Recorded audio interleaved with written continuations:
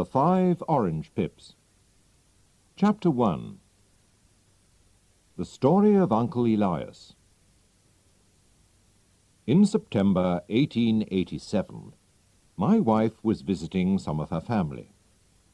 So I was staying with my old friend, Sherlock Holmes, in Baker Street. It was a windy, stormy evening, and the rain was falling heavily outside. Suddenly, there was a knock at the door. I looked at my friend in surprise. "Who can this be?" I asked. "If he comes on business in this weather, it's important," said Sherlock Holmes. "Come in," he called. A young man came in. He looked wet, tired, and worried. "I've come to ask for help," he said. "I've heard of you, Mr. Holmes. People say you know everything. I don't know what to do." "Well, sit down," said Holmes, "and tell me about yourself." The young man sat down and put his wet feet near the fire. "My name is John Openshaw. My father, Joseph, had a brother, my uncle Elias, who went to live in America when he was young. He made a lot of money there. He didn't like the black Americans, so during the Civil War he fought against the men from the North and with those from the South. But when the South lost the war and there was equality for black people, Uncle Elias left America. So, in 1869, he came back to England and went to live in a large house in the country. He was a strange, unhappy man. He did not want any friends," John Openshaw went on, "and he often drank a lot. But he liked me, and when I was 12, I moved to Uncle Elias's house. He was very kind to me. I could go anywhere in the house. But there was one small room at the top of the house which was always locked. Nobody could go into this room. One day, Uncle Elias got a letter from Pondicherry, in India. 'I don't know anyone in Pondicherry,' he said. But when he opened the envelope, 5 little orange pips fell onto his plate. I began to laugh, but stopped when I saw my uncle's white face. 'K, K, K,' he cried. 'Oh, my God, they've found me.' 'What do you mean, Uncle?' I asked. 'Death,' he cried, and ran upstairs. I looked at the envelope, which had 3 Ks on the back. There was no letter. Who sent it? And why was my uncle so afraid? Uncle Elias went immediately to the secret room and took out a box, which also had 3 Ks on it. He burnt all the papers in the box and said to me, 'John, I know that I'm going to die soon. My brother, your father, will have all my money and my house after my death. And you will have it all when he dies. I hope you can enjoy it, but if not, give it to your worst enemy. I'm afraid that my money brings death with it.' I didn't understand what he meant, and nothing happened for a few weeks, so I did not feel so worried. But my uncle was very afraid. He stayed in his room most of the time, and drank more than before. He always locked all the doors carefully. Then one night he drank very heavily, and ran wildly out of the house. And in the morning we found him dead in a river. The police said he killed himself, But I knew he was afraid to die, so I didn't think that was true.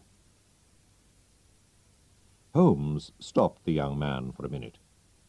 "Tell me," he said, "when did your uncle get the letter from India? And when did he die?" "The letter arrived on the 10th of March, 1883, and he died 7 weeks later," answered John Openshaw. "Thank you. Please go on," said Holmes. "After my uncle's death, my father moved into the house. Of course, I asked him to look carefully at the locked room, but we didn't find anything important." Chapter 2. More Pips. "Everything went well until a year later," said John Openshaw. "But one morning my father opened a letter to find 5 orange pips inside it. 'What does this mean, John?' he asked. His face was white. 'Look,' I said, 'there's KKK on the envelope. Those letters were on Uncle Elias's envelope too.' We were both shaking and afraid. 'Yes, and this time it says, "Put the papers in the garden." "Which papers?" "The papers in Uncle Elias's box. He burnt them," I said. "And where does this letter come from?" my father said. He looked at the envelope. "Dundee, Scotland." "Well, I don't know anything about pips or papers. I'm not going to do anything." "Father, you must tell the police," I said. I remembered my uncle's letter from India. I was very worried. "No, they'll laugh at me. Let's just forget about it," he replied. 3 days later, my poor father went to visit an old friend who lived some miles away. But he never came back. The police said that he was walking home in the dark when he fell down a hill. He was badly hurt, and he died soon after. They decided it was an accident, but I didn't agree. I thought it was murder. And I could not forget the 5 orange pips and the strange letters to my uncle and my father. But I've tried to forget, and I've lived alone in that house for nearly 3 years now. And yesterday, I got this." The young man showed us an envelope with KKK on the back and 5 small orange pips. "You see," he said, "it comes from East London, and it says, 'Put the papers in the garden.' Those are the words that were in the letter to my father." "So, what did you do next?" asked Holmes. "Nothing," answered Openshaw. He put his head in his hands. "I don't know what to do. I'm afraid." "Nothing?" cried Holmes. "Young man, you must do something fast. You're in danger." "Well, I've talked to the police," said Openshaw unhappily. "But they laughed at me. They think that there's nothing to worry about." "How stupid they are!" cried Holmes. "And why didn't you come to me immediately? Your enemies have had almost 2 days to make a plan. Haven't you found anything which will help us?" "Well, I found this in the locked room," said John Openshaw. He showed us a small, half-burnt piece of paper. "It was with my uncle's papers. It's his writing. Look, it says, 'March the 7th, 1869, sent the pips to 3 people, Brown, Robinson, and Williams. March the 9th, Brown left. March the 10th, Williams left. March the 12th, visited Robinson, and finished business with him. "Thank you," said Sherlock Holmes. "And now you must hurry home. Put this paper into your uncle's box. Put in a letter which says that your uncle burnt all the other papers, and put the box outside in the garden. I hope your enemies will be happy with that, and then you won't be in danger any more. How are you going home?" "By train, from Waterloo Station," replied Openshaw. "There'll be a lot of people in the streets, so I think that you'll be all right, but be careful." "Thank you, Mr. Holmes," said Openshaw. "I'll do everything you say." He went out into the dark night, the wind, and the rain. Chapter 3. K. Sherlock Holmes sat silently and watched the fire. Then he said to me, "John Openshaw is in real danger. Why did his uncle Elias have to leave America?" "Because he had enemies. When he came back to England, he was afraid. That's why he lived a lonely life and locked all his doors so carefully. Now, where did those letters come from? Did you see?" "The first from Pondicherry in India, the second from Dundee in Scotland, and the third from East London," I answered. "Does that tell you anything?" asked Holmes. "They're all seaports. The writer was on a ship when he wrote the letters," I replied. I was pleased with my answer. "Very good, Watson," said Holmes. "Somebody sent some pips from India and arrived 7 weeks later to kill Uncle Elias. Then he sent some pips from Scotland and arrived 3 days later to kill John's father. You see why I'm worried now? He has sent pips to John from London. John's enemy is in London already." "Good God, Holmes," I cried. "Who is this man?" "More than one man, I think. They belong to the Ku Klux Klan. That explains the KKK. Haven't you ever heard of it? It's a very secret group of Americans from the South. They wanted to stop equality for black people and to kill anyone who didn't agree with them. The police couldn't stop them, but in 1869, Uncle Elias, who belonged to this secret group, suddenly left America with all their papers. And so the group could not go on.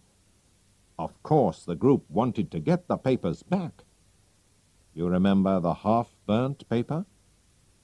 That was Uncle Elias's American diary. While he was working for the KKK, he sent the pips to frighten those 3 men. 2 left the country, but 1 didn't. So the KKK finished business with him. Or killed him. The KKK always worked like that." "Well, I hope they won't kill young Openshaw," I said. Chapter 4. The Last Deaths. But they did. The next morning we read in the newspaper that John Openshaw was dead. A policeman found him in the river near Waterloo Station. The police said it was an accident, but Holmes was very angry about it. "He came to me for help, and those men murdered him. I'm going to find them if it's the last thing I do," he said to me, and he hurried out of the house. In the evening, when he came back to Baker Street, he was tired, but pleased. "Watson," he said, "I know the names of Openshaw's enemies, and now I'm going to send them a surprise. This will frighten them." He took 5 pips from an orange and put them in an envelope. On it he wrote S.H. for J.C. I'm sending the pips not from the KKK, but from me, Sherlock Holmes, to Captain James Cahoon. His ship is called the Star. He and his men are sailing back to Georgia, USA, now. How did you find him, Holmes? I asked. Ship's papers, he said. I've looked at hundreds of them today. Only one ship, the Star, was in the 3 ports at the right times, and this morning the Star left London to sail back to Georgia. I found out that the captain and 2 of his men, all Americans, weren't on the ship last night, so I'm sure they killed poor John Openshaw. When they arrive in America, they'll get the pips, and then the police will catch them. Sherlock Holmes is a very clever detective, but he can do nothing about the weather. The winter storms at sea that year were worse than ever, and so the Star never arrived in Georgia, and nobody saw the captain or his men again. The murderers of John Openshaw did not get the pips, but in the end, death came to them.